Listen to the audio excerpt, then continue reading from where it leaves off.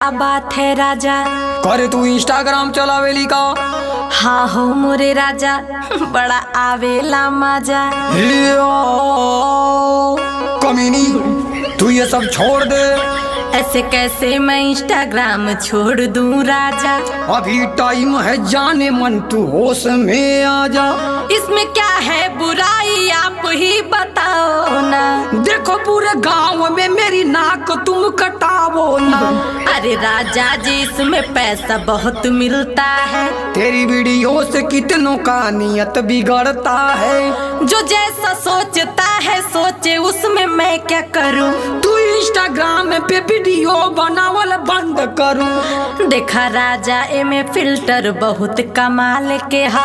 हाई video तो सारे टिल्ठुआ के माल कहो। मान जाए राजा, हमके वीडियो तू बना